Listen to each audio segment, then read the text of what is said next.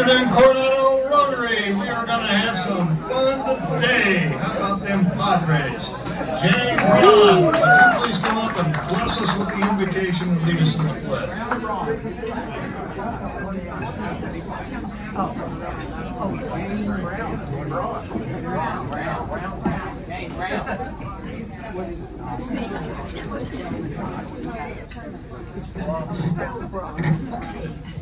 For the invocation. The glory of life is to love, not to be loved, to give, not to get, to serve, not to be served.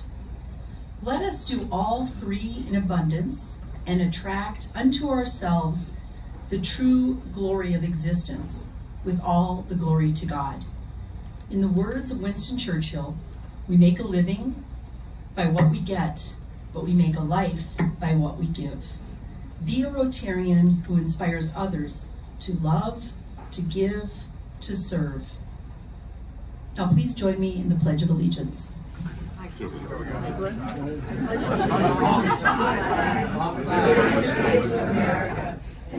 republic for which it stands, one nation, under God, indivisible, with liberty and justice for all. Go Padres! Beat Army, go Padres, go Chiefs. Go Padres! Wow, what a great crowd. We are bringing back by popular demand past President Dan, who's going to introduce our guests. I heard you missed me. I came back. Fight on, beat the Gophers. Fight on, Dan. Fight on, beat the Gophers. Better explain it. Yeah, Minnesota. Okay, we don't have any visiting Rotarians, or at least everybody snuck by me when I tried to find you. If you're a visiting Rotarian, stand up, tell us your name so we can say hi, whomever. Okay. Guests of Rotarians, my left, your right. Ron.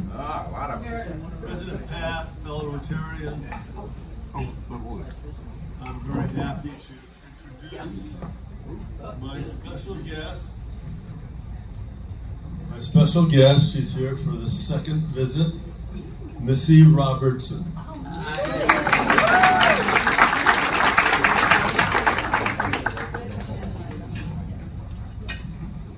President Stark, fellow Rotarians, I would like to introduce Kenna, who works at Father Joe's with me.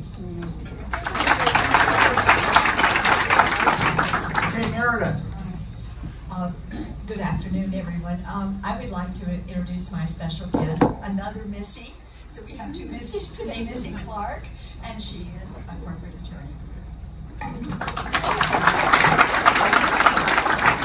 Ivan. President Pat, fellow Rotarians and guests, it's my honor to introduce Julianne Morse as a special guest. So please give her a round of applause. Happy coincidence we know her father. Okay, okay. Shannon.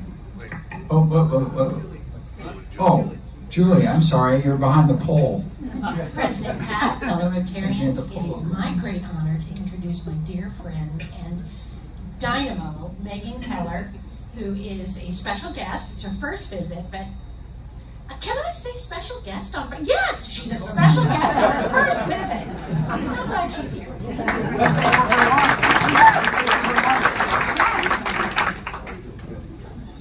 Okay, Heidi. President Pat, fellow Rotarians, I'm so happy to introduce Erin Mulligan, who is president of our sponsor club, Pacific Beach Broter Act.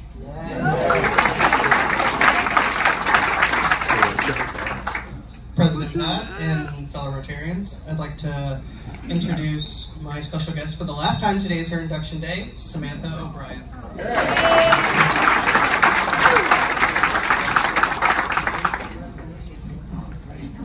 President Pat, fellow Rotarians, it's my pleasure to introduce my special guest, my husband, Rod.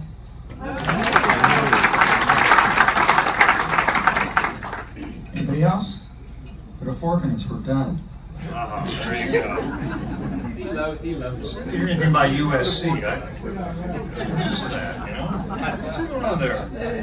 All right, let's see. We have some Red Badgers here. And what I'd like to know from you, if you're a Red Badger, is what's your favorite food to cook? So, starting with Shannon Canoe. Shannon, where are you? Turns up, get in your car. I really like to make big batch stuff, so spaghetti or stews, warm and can feed a lot of people. So call it. Just the main entree, not all 7 courses.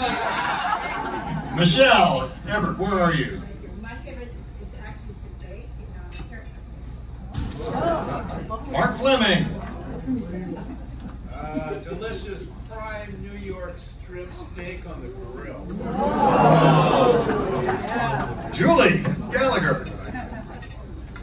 Well, I hate to cook and I can't cook, so I like cooking up plans to go out to eat with lots of friends. And she's a comedian. Francis McCarty, are you here, Francis? Good on you, dude. Saw your name on. There you are.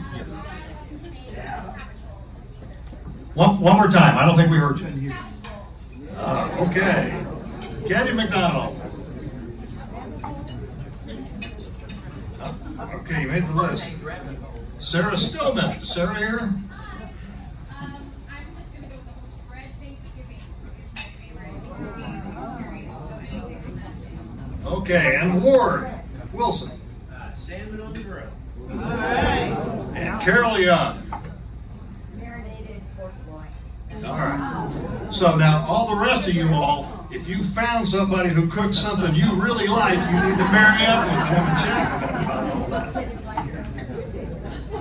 Okay, we have a bunch of announcements. I want to start by saying that it's been a terrible, terrible week on the East Coast. We all know that. We are working on marrying up with the Rotary Club in that Asheville area so we can send a donation that direction to help out. Obviously, many of you have done that individually to the Red Cross and the like, but please keep those people who are suffering terribly in your prayers and in your thoughts.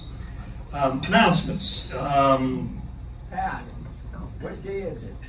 Today is Wednesday. National what day? You know, I asked him to introduce guests and he can't remember what day it is. Today is National Smile Day. So that means no furrowed globulas. If you don't know what a globula is, you'll have to look it up. But we're going to celebrate National Smile Day here in a minute by giving away a special gift. And thank you very much. Past President Dan. Okay, things coming up. First announcement I want to make is that we're going to do our annual visit to Father Joe's on November 13th at 5:30 a.m. to serve breakfast. If you're interested, see Bob, and know that we only can take about 10 or 12 people. So if you're interested in doing that, you need to get married up as quick as you can so you can go. That's number one. Number two, the Strand cleanup. Rick has orchestrated a Strand cleanup with Ivan for this weekend down south towards the military village down there. It's a mess. We need to spend a little time. Details are up here. I've sent out this information also to you, so you should have that. Christmas in October, October 24th. That'll be our fundraiser. We'll probably have a basket set out the week before here to bring stuff. If you want to participate individually, the club, of course, participates too. If you have other clubs you're engaged in, please encourage them to get involved. We've got several who are participating with us. We've got some good PR thanks to Kit on that. The RI president is coming to visit here in about 3 weeks. If you want to get up very early and go up to UCSD, if you do, let me know and I'll get you the information on that. Camp Surf on November 2nd, we are getting an award. Suzanne has orchestrated several tables. If you are interested in joining us, please see Suzanne and she'll get you the information on getting registered. And last, Heidi, do you want to come up for just a minute and tell us what you've got going on and bring your guest?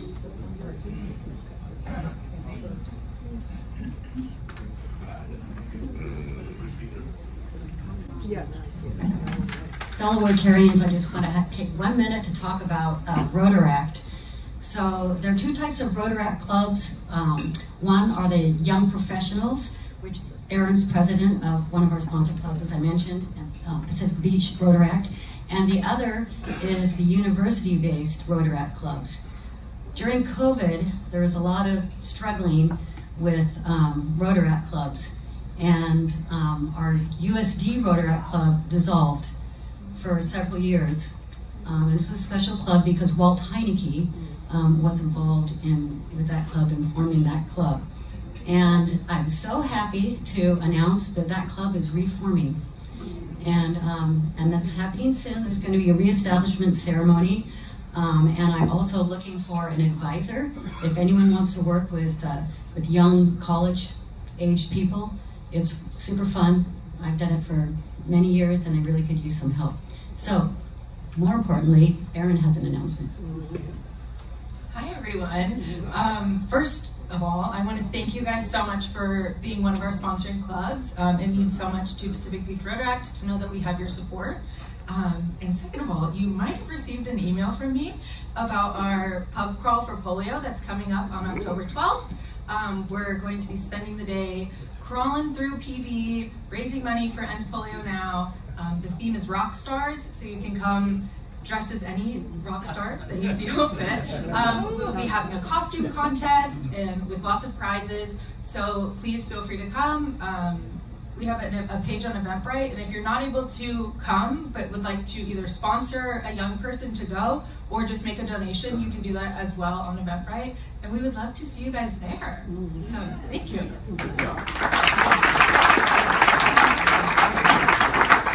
Okay, Aaron, you can go as Jimi Hendrix. It'll be great.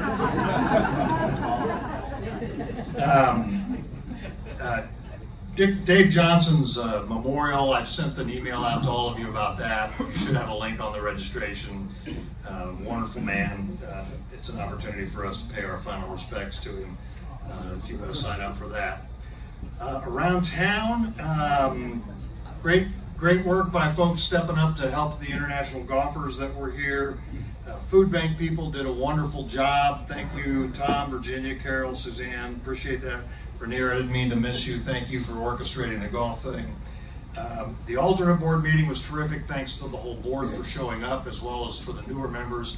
It was a good opportunity for you all to meet people and get to know people. Now, can I have the picture of the guy down by the water doing whatever he's doing? Yes. Now, I'd like for all of you to collectively tell me what this man is doing.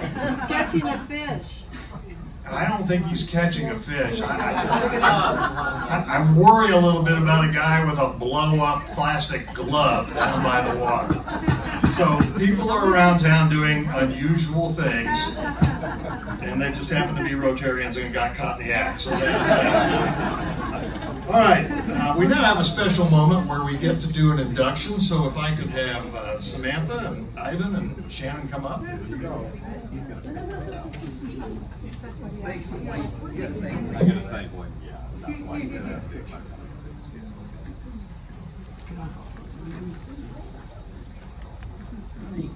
Can you feel the enthusiasm? Okay, fellow Rotarians and guests, it's an honor for me to preside over this induction of a new member in this world-class Rotary Club. And today, we induct Samantha O'Brien. As you know, the induction of a new member is an opportunity to welcome very special people into the club. Room's filled with it. Samantha's definitely one of these people. Her classification is real estate advisor, and Shannon is her host. Shannon's been in this club, what, 2 months? 3 months? I think this is the second person you.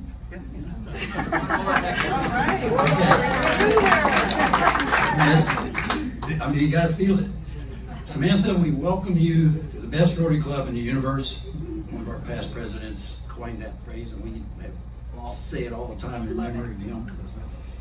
And it's linked to our global organization of volunteers dedicated to improving the world. Our club thanks you for your willingness to share the values of service and fellowship in Rotary. And a new member in our club means fresh ideas, new enthusiasm, and greater fellowship, which leads to outstanding service. One of your major goals in this club will be, and it happens to be the motto of Rotary, is service above self, which locally means participation in saying yes when asked to serve, hence becoming part of our amazing people of action. Okay, one question I have for you is, what is your primary motivation for becoming a Rotarian? To say yes.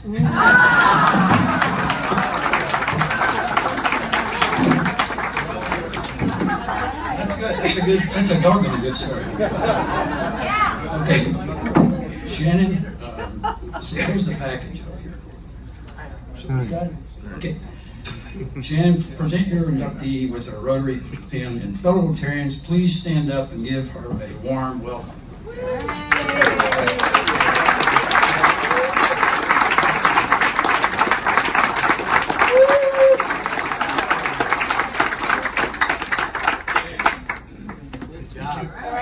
Thanks, everybody.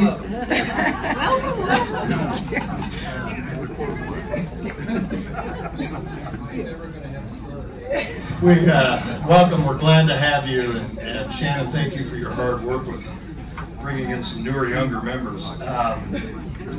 Holiday life, back from wandering all over the country, travels with Charlie. Paul is here to talk to us a little bit about beach cleanup. Welcome home, Paul. We're glad to have both you and Karen back. Thank you, President Pat, and good afternoon, fellow Rotarians and guests.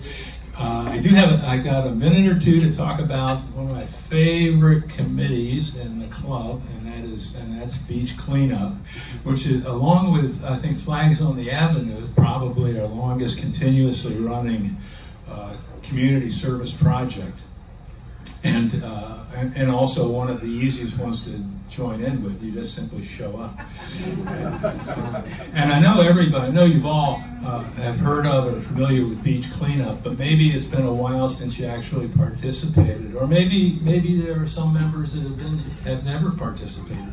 And the special opportunity for our newer members, this is a great way to start in the club, and a way to get familiar with one of our most fun things. And it's a really good excuse to walk on a beach on a Saturday morning. And we have absolutely guaranteed perfect weather every time we do it. Never fail. So I'd like to invite you all to join in. We meet at Ocean and Isabella on the corner there at 7:45 on the second Saturday of the month. Second Saturday this month is the 13th, I believe. Is that right? 12th. So there's the cleanup on the Strand on the 5th is another great opportunity, but we're still going to do the beach cleanup at the Ocean and Isabella. So I invite you to come and join us.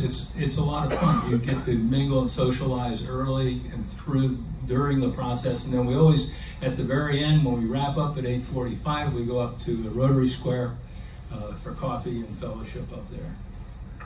Thanks, Paul. Thank you. Paul. So if you're looking for an easy way to get engaged in Rotary and meet some people, it's a terrific opportunity, and the coffee and the fellowship afterwards is always just swell. John Charles, would you come up and give us a who am I, who was I, who will I be, please?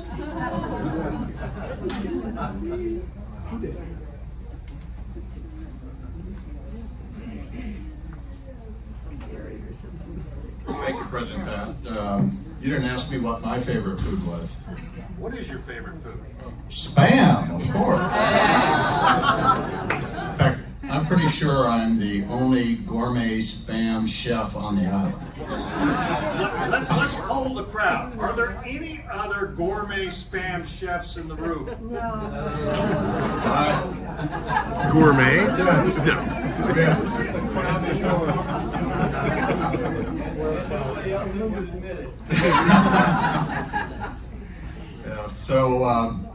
Yeah, and the who was I, I'm glad you said who am I and who will you be, because who was I sounds a little, you know.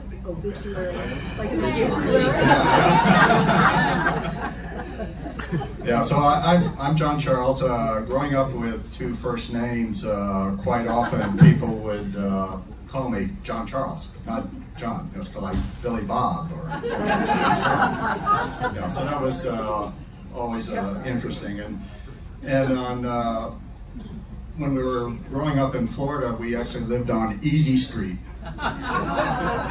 So by the time I explained my last name was Charles and living on Easy Street, most people were done. So today I've actually got a couple other aliases too. Linda, when she's trying to get a hold of me or trying to get my attention, she calls me Juan Carlos. So if you hear Juan Carlos sometimes, that's probably Linda trying to get my attention. And those are really my closest friends. Also know I have another AKA, which is Atomic Dog. I see Ricky smile. Or AD. I love that song. If you've never listened to Atomic Dog by George Clinton in the 80s, go home today and listen to it. It is great. Atomic Dog. I love that song. There'll be a run on it now. It's going to make the top 10 in Coronado, I'm sure. All right, so brief history. I was born in Johnson City, New York, but we transferred to Florida, moved to Florida in the late 50s. My dad was part of the Apollo space program. A lot of people moved to Florida at that time. So I actually grew up in Daytona Beach and spent a lot of time either on the beach with my surfboard or even more time in the swamps. So I actually liked going out in the canoe and camping in the swamps in Florida. So after finishing high school, and I decided to become a full-fledged Florida Gator. Went to the University of Florida. And I had to make a choice. ROTC was required subject back in that day. And so I made a choice. Since I like swamps, I chose the Army.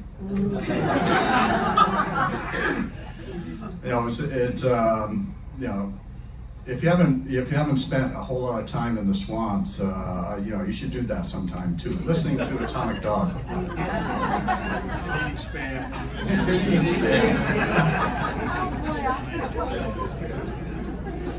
Yeah. So at the University of Florida, I went on to graduate school there too as well. So I have degrees in computer science and engineering science and applied mathematics.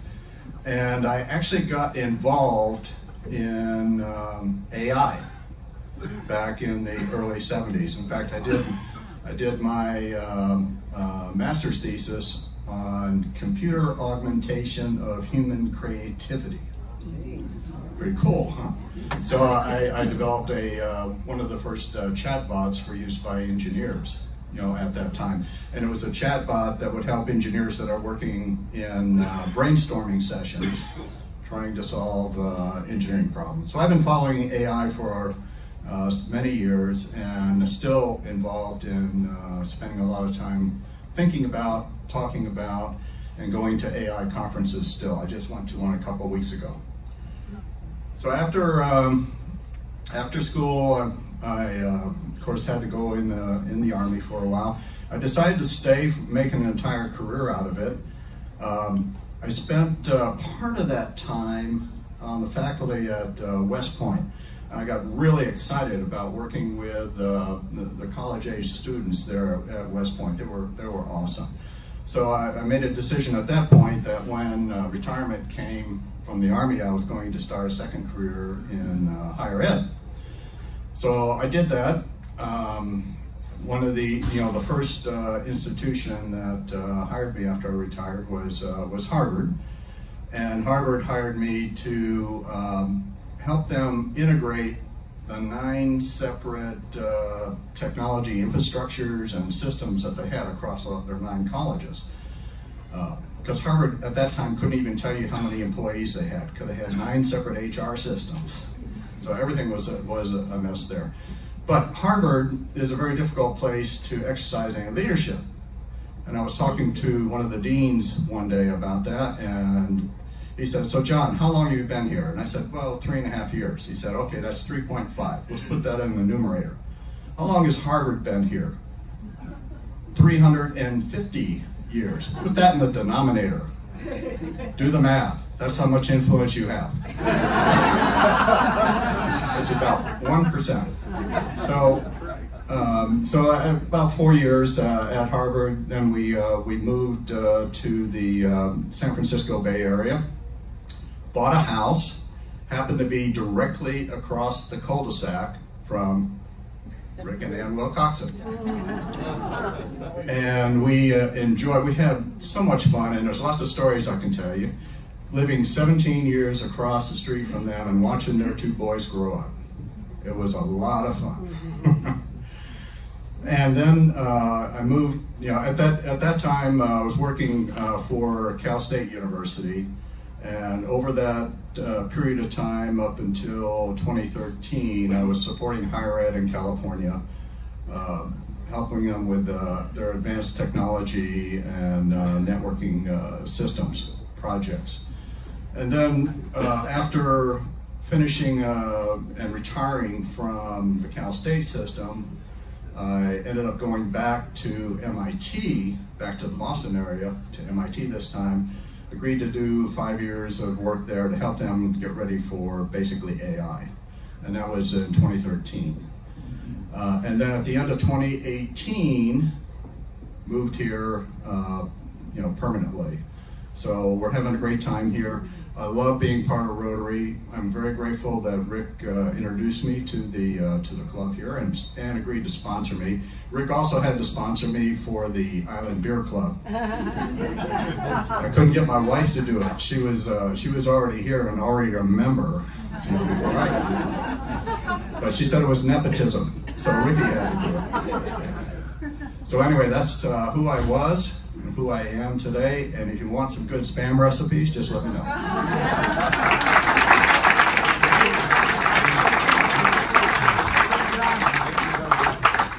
I don't know where in the hierarchy of that resume Spam swamps are. That's interesting. So today's National Smile Day, right? Yeah. Right. Today's National Smile Day. There's always things not to smile about.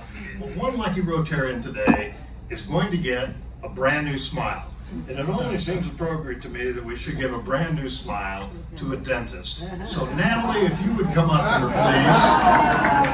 I want to present you with a brand new smile because I want you to be able to share this with the many people who come in to see you. So if you could just hold your hand out, please, flat.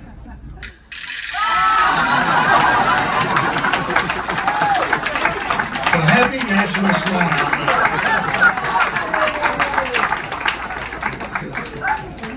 Day. Okay, Georgia, would you like to introduce our guest, please? Thank you, President Starks and all of our fabulous Rotarians here. I am really excited about our guest speaker today. To me, in the last 6 months working at Father Joe's, I have seen in firsthand how he embodies Rotary's values. So he's an inspiration to me, and I'm very happy that he's here. So Coronado Rotary and Coronado in general has a really strong ties with Father Joe's. If you look over at the head table, you'll see Mr. Ron Vernetti, who does not like to be, he's very humble, but Mr. Ron Vernetti has had was on the board of directors at Father Joe's for 12 years. His father, Jim Vernetti, was instrumental in starting the dental services at Father Joe's. And if you've seen the newspaper today, in the Coronado magazine, I was honored to be able to write a story about Vernetti, and it is in here if you would like to learn a little bit more, so you'll see that in your paper today. Virginia Bayer was on the board of directors at Father Joe's, and if you all will just take a 1 second, and there are some flyers in the middle of your table. Just reach your hand in there and grab one right now, because you're not going to want to miss this.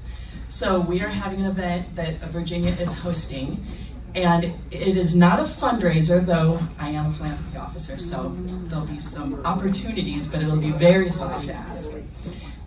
This event is really about bringing together people in Coronado who are already or would like to be associated with Father Joe's. There are hundreds and hundreds, and actually thousands, of Coronado residents who are in our database, and I've been inviting them to this event, and all of Rotary is invited. People are going to be sharing stories, and we're going to have program staff available to answer questions if you'd like to learn more about what's actually happening at Father Joe's. And then Bob and Mary Griffin, as you know, they had mentioned about Rotary, that we do as Rotarians volunteer at Father Joe's. And there are only a few spots available for their fabulous breakfast that is served when you wake up at 5:30 in the morning, which I have done.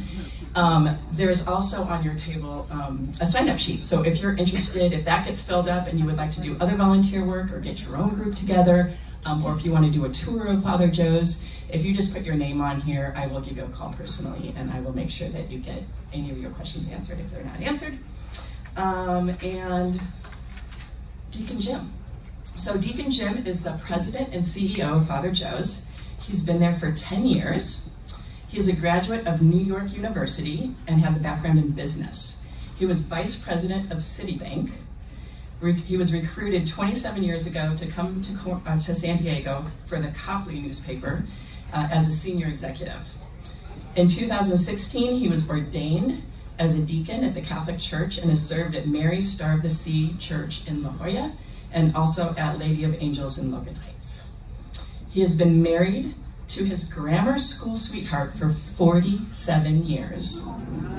I read that and I went, oh, wow.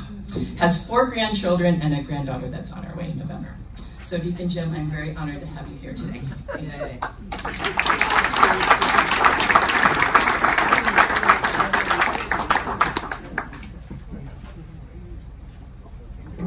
Thank you, Georgia, and thank you, President Stark and Rotarians. This is the 3rd time you've had me with you, and each time it's been enjoyable.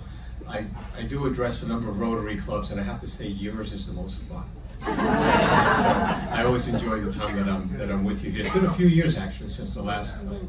I do want to call out your fellow Rotarian, Rob Vanetti.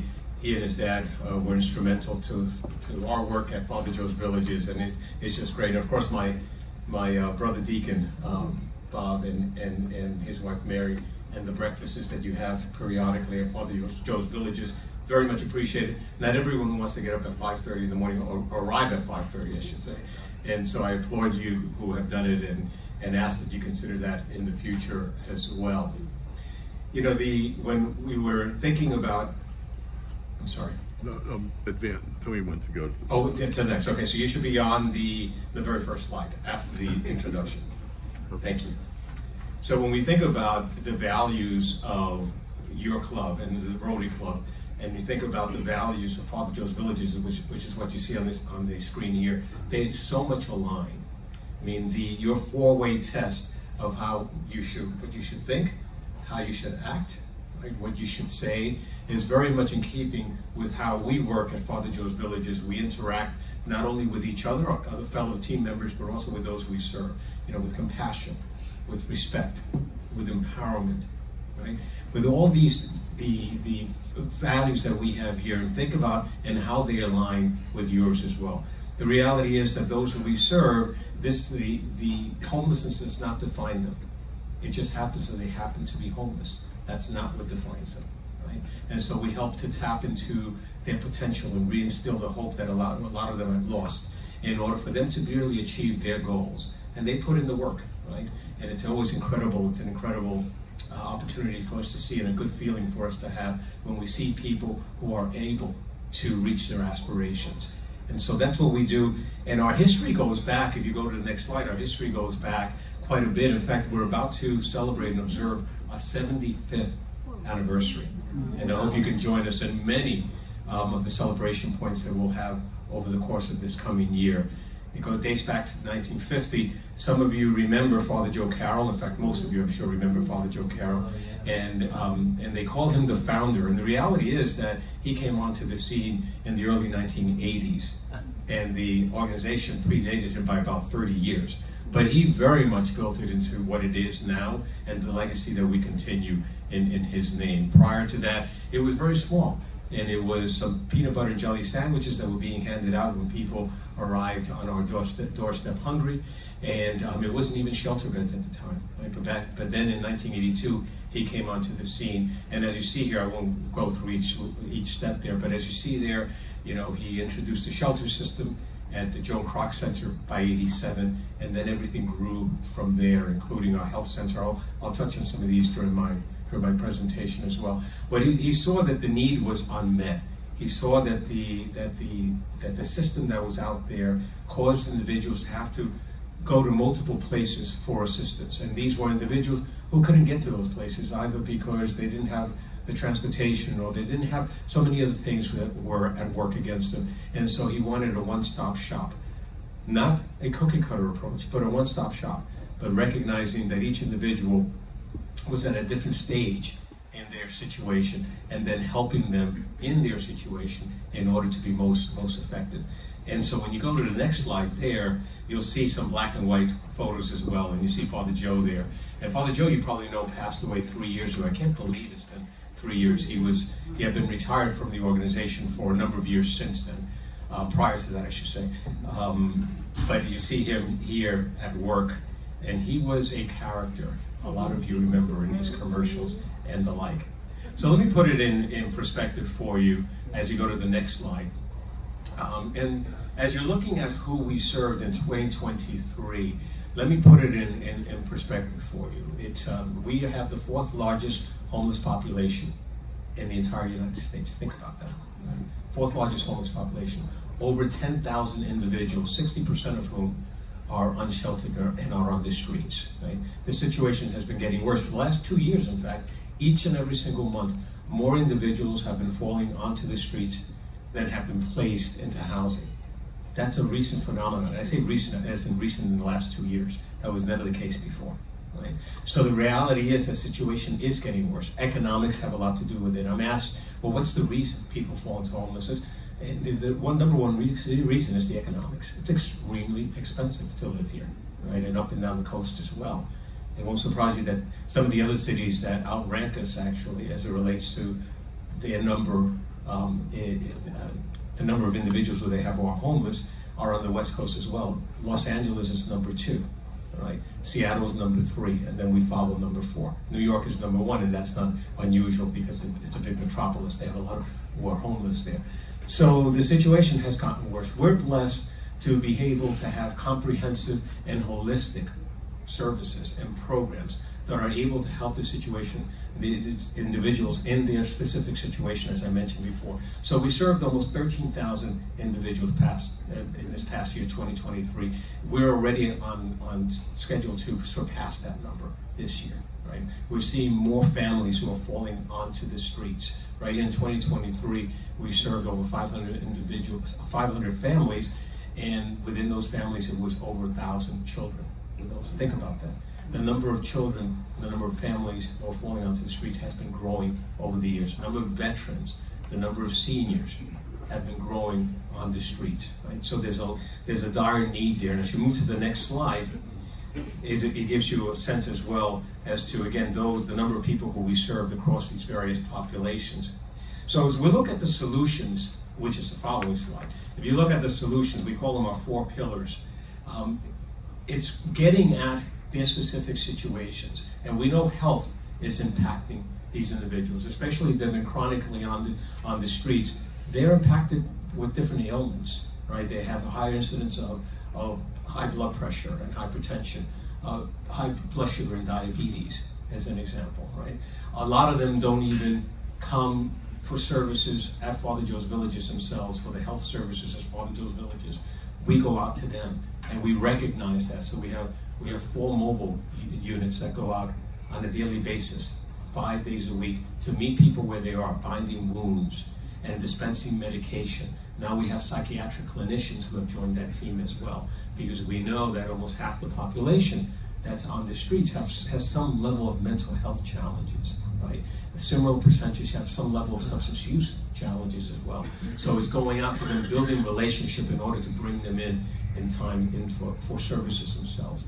But the health center is extremely critical, not only as it relates to its substance use clinic that it has, and as it relates to primary care, but also as it relates to psychiatric care, the dental clinic that Ron's father helped to establish back with Father Joe years ago, right? It's incredible. You come to our village and you see our wall of smile, you'll see the before and after restorative dentistry. Right? And again, everything we do, there's a reason for it. It's very purposeful. It has a practical nature to it. And so I always point to the pictures and the photos as I'm giving tours, and I say, well, you know, who's going to get that job? Is it this person, right? Or this other person? The person, it's the same person. Is it the one with teeth, the one without teeth? Who's going to find that housing? It's the same type of situation, right? So there's a very real reason for the restorative dentistry that happens within our dental clinic. And so, as I mentioned, our street health, most recently, we're working on establishing a detox center. It'll surprise you, no doubt, to know that in the entire county, there are 78 detox beds. 78 detox beds, 2 of which are in the city of San Diego. Well, with God's help, and I always say to His glory, in the first quarter of next year, we're going to have 44 detox beds that are targeting our population, right? And as I mentioned, our population is mired, a good portion of it is mired in some level of substance use challenge. And so 44 beds will be a 57% increase on the number of beds within the county itself. Right? We're the first homeless services provider that will have these detox beds, these dedicated beds. And then we'll also dedicate 248 beds for recovery and sober living, right? Which is extremely important as well. We're in the process of raising $1.5 million by year end, actually, to establish the detox centers, the renovations that have to happen and so forth. And I'm happy to report that we're about halfway there. But we still have some work to do. But again, it's going to happen. Why? Because it must happen. It must happen. People are dying on the streets. In this most recent year, we've had more than 600 individuals who have died on the streets, 419 of whom died from drug overdoses. Fentanyl especially is wreaking havoc on this population. Now we have xylazine, also known as Tranq, that's impacting this population as well. So they're dying on the streets. And again, to put it in perspective, if you think about just a few years ago, the number of people who died on the streets was less than 100. And now it's over 600, all right, in just a short period of time. So the work of the health center is extremely important. But then we have, as you mentioned, as you see there, just meeting basic needs, all right, the million meals that we serve, breakfast, lunch, and dinner, right, day in and day out, 365 days a year, right? That's just meeting a basic need, but it's very, very important, the nutritious meals that are received there. The 5K, which will be coming up next month, which is always on Thanksgiving morning at Balboa Park, I invite you to join us. It's a lot of fun, right? And it's a way, again, to be able to raise money, and in this case, it'll be for the meals that we serve at Father Joe's Villages, and that's what we target with those funds. And so that's an important element. The fact that we have a day center that we run for the city of San Diego, where people come in on a daily basis. They're single men and women, no children, single men and women, who are out on the streets, but at least from 8 in the morning until 4 in the afternoon, they can come in for some level of respite, and most importantly, to start linking up to services, and that's extremely important. It may surprise you, by the way, that when an individual shows up in the morning and says, I need a shelter bed, right? Only 10% of the individuals who appear that morning will receive a shelter bed. The shelters are full in the city of San Diego more often than not. 95% full, you know. And so we need more shelter beds, is what it comes down. We need the diversity in shelter beds, because there can't be a one-size-fits-all. We know that families don't do well in congregate settings. I mean, they need some level of privacy. We know that we need more detox beds, as I just mentioned, right? And so, again, we advocate constantly. Part of what we do, what I do personally, is meeting constantly with the public officials, with the mayors and the city council members, the county supervisors, right? In order to try to convince them that, you know, this is something that we need to focus on whatever aspect of homelessness. In fact, council member of the city of San Diego, council member Raul Campillo, was one who, when I met with him at the tail end of last year, I mentioned to him that it had been weighing on my heart for at least a couple of years, the fact that more and more people are dying on the streets and we need detox beds. Right? I'm always planting seeds. Right? So it just happened about 3 months later, I get a call from him. And he said, by the way, Deacon, remember when you mentioned to me the fact that we need more detox beds? He said, well, that really stayed with me, and I took that to heart. I've been having conversations, and now I'm going to be presenting before the City Council a legislation, basically, that would make it easier for the establishment of detox beds. Right? I was very proud of him, actually. He paid attention to what I said. I planted that seed, and he ran with it. Sure enough, unanimous vote of the City Council. And that's made it easier for us, actually, to establish our first detox center. All right? He was at a press conference just a couple of months ago, and I applauded him for taking the action that he did, and the City Council as a whole. But that's what we do. Advocacy is a very important element of what we do as well. And then we have our children. We love our children. Right? And the children who come to us are academically, emotionally, and socially delayed. And we know that they're 4 times more apt to be homeless in adulthood if we don't mitigate their circumstances. And the wonderful thing about kids is that they're so resilient. Right? So you apply the right resources, the right compassion and love, and it's incredible how they're bouncing back. Kids who come into us who don't make eye contact, who don't smile, right? Who just don't do more than stay around their parents or whatever, their mother or their father, and then within a few months, how they're running up and down the hall, right, and making eye contact and smiling and having fun the way kids should be having fun, driving everyone crazy the way they should be driving everyone crazy, right? And so that's a wonderful thing that we see in the children.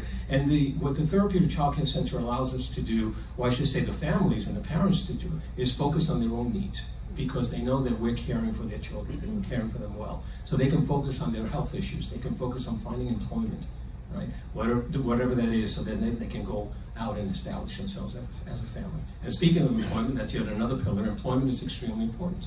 And so we have an education and employment center.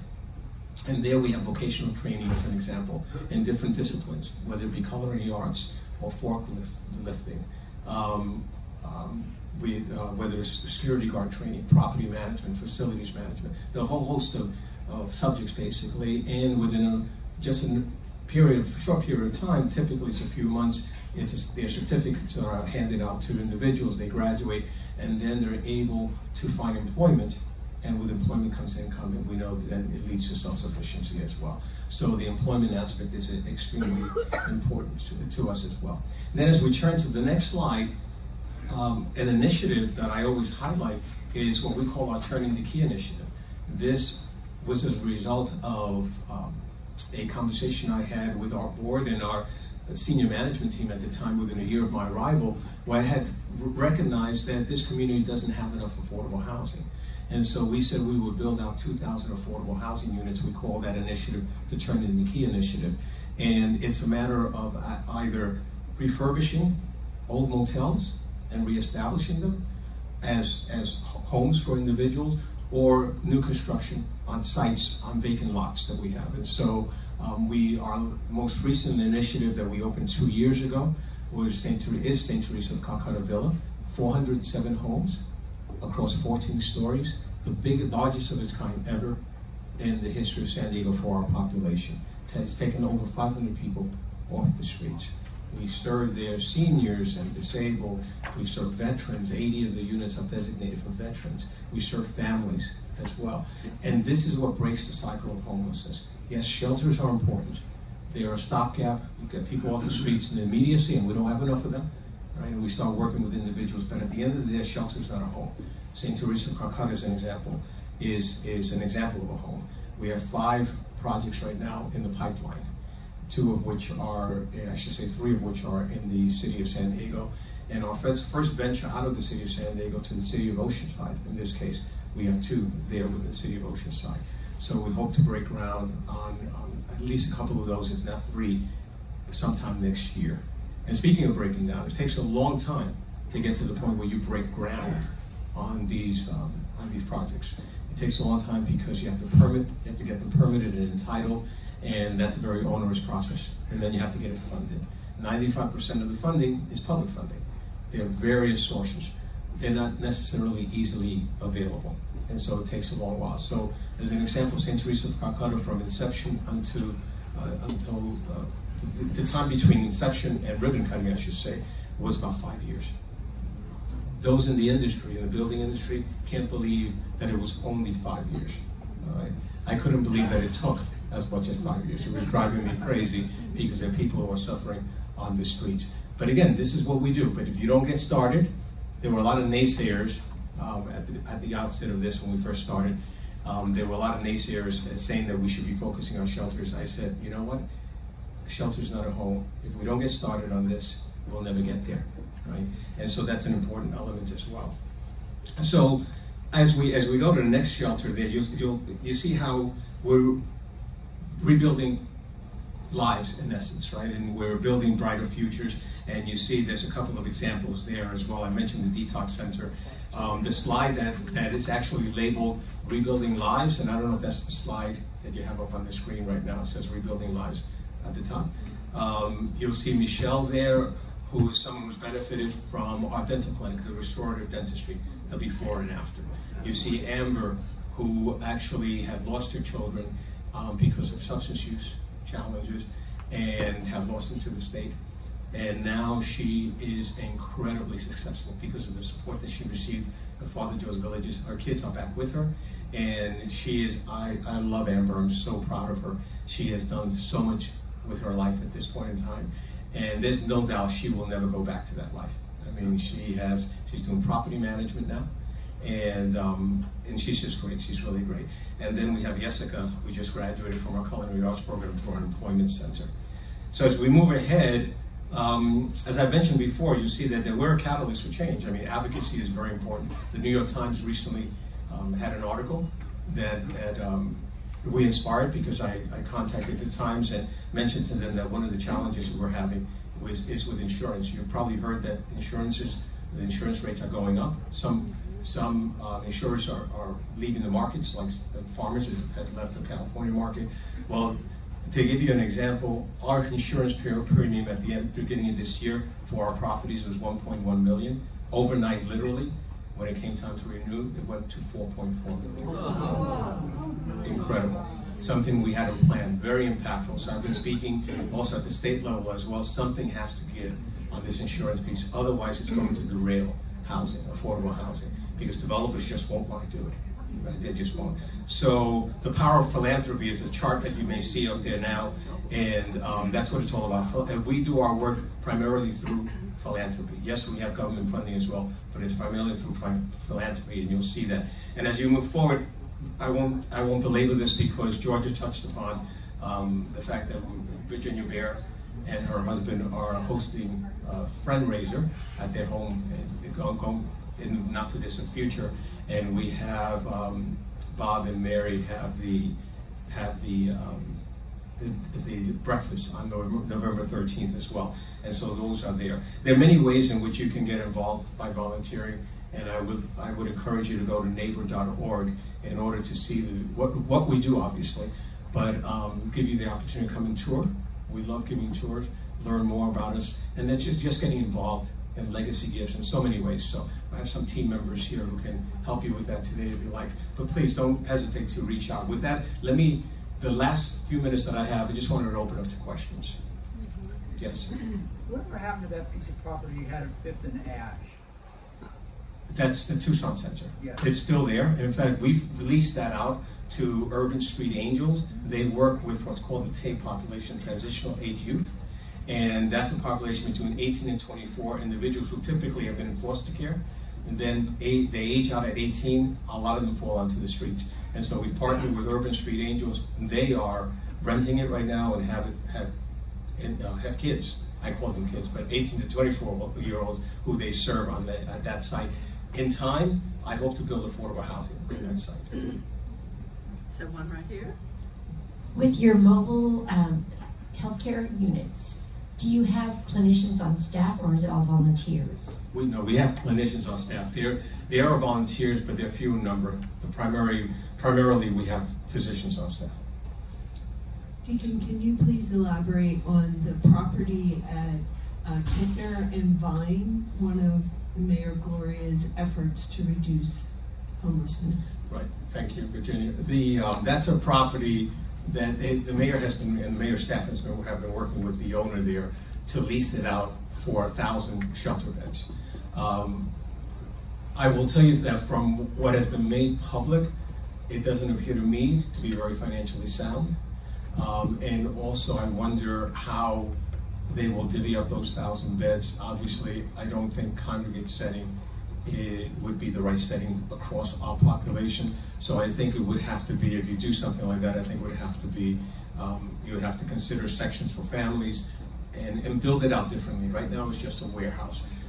So we don't know exactly what the plans are there. I hear the conversations have not been going well. And so I, frankly, unless things change drastically, I don't know that this would be a good approach on the city's part. I think individuals would be better served in smaller shelters, not having such a congregation. There's such a number congregated in one location. 1,000 is a big number. Yes. Deacon, thank you. Could you tell us what your interpretation of affordable housing is? What are the categories of financing or whatever, or payments or rents or so forth? Okay, sure. As I mentioned, because it's affordable housing, there's a lot of public funding out there. The public funding is from local municipalities like the city and the county, as well as the state and the federal government. Some of it is through tax credits. All right, there's funding related to veterans if you're going to be able to house veterans there as well. So there are various funding sources. As far as the payment of rent, each and every single unit has rent that's assessed. It's assessed on an affordable basis. So for instance, the average rent right now in San Diego is about $2,500 a month. Right? The rents on the affordable housing side are upwards at the very tip, or the higher tip of it is about half of that, right? And there are those that are paid even less rent because it depends on their income. And there's the area median income that's used as well. And so it depends on income levels. There are restrictions basically that we don't place that really they're prescribed for us. Thank you. Yes. On the long-term housing, is it long-term? Is it regarding the housing, the long-term housing that you were just referring to, and the scaling apartment rents? Is that a temporary housing until they get on their feet a little bit more to move out into the general housing market, and then you can move other people into those units? Is it a move-out program? No, those are tenant-landlord relationships in which we enter, and so it's like anyone would rent an apartment, as an example. So as long as they meet the financial criteria, basically, and that's monitored on a yearly basis, then that's a housing that they keep. The reality is that the vast majority of those who are with us will always need some level of affordable housing. That's just the nature of the situation. And so that they're there and they're there long-term is a good thing, because otherwise they'd be on the streets. Yeah, I'm a resident of downtown San Diego, and I'll take walks every morning, and I see the extent of the homelessness around the Children's Park area in particular, and the convention center. Easily 20, 30, 40 homeless at a time. Primarily, you can see primarily drug addicts, alcoholics for the most part. There's a lot of mental illness as well. I find it's an embarrassment that a city and a county as rich as San Diego, 3.5 million residents, significant reserves in the county for mental illness, has only 44 beds for detox units. This is an issue for the county and the county supervisors. They shouldn't have to be relying on charity like yourself to be housing and dealing with the mentally ill and the people living on the streets like this. And I find it embarrassing, that you have to live in a city with human feces and urination. It smells right across from your convention center. This is the picture that we give to people visiting this community when they come to visit San Diego.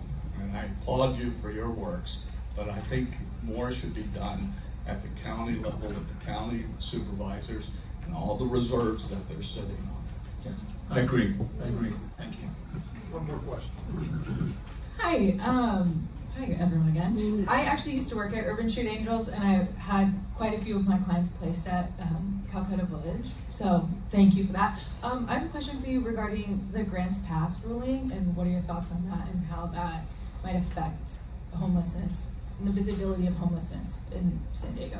That's a great question. You might recall the Supreme Court just recently ruled that encampments don't have to be allowed by local municipalities, right? And so the governor followed suit, the governor of California, Governor Newsom, by declaring that there are to be no encampments up and down the state, right? And I've spoken on this in a number of venues. It's one thing to say that you won't allow encampments. It's another thing to recognize that something has to be done in the process. You can't just say that we won't allow encampments, but then do nothing about it, right? The reality is there aren't enough shelter beds, and so where are these individuals going to go? I, by the way, don't like encampments. I think it's a breeding ground for infections, right? It's not a good situation for the community. It's not a good situation for those who are residing therein, right? So that said, what are we as a community going to do about it? It doesn't serve us any productive means to be able to say that they're on campus, but then not help the individuals who are impacted and who are on the streets. There has to be both. It has to be hand in hand. And I agree that our organization, our community, San Diego County as a whole, as wealthy as it is, what an embarrassment it is that we're not taking care of the most vulnerable. I think the sign of a civilized society, a truly civilized society, is how it takes care of its most vulnerable individuals. And so we're not doing enough. Thank you very much.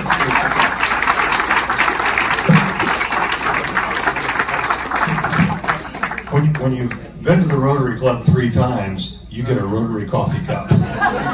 Thanks so much for being here and sharing your work, and thank you for your commitment. All right, remember all those things we have going on.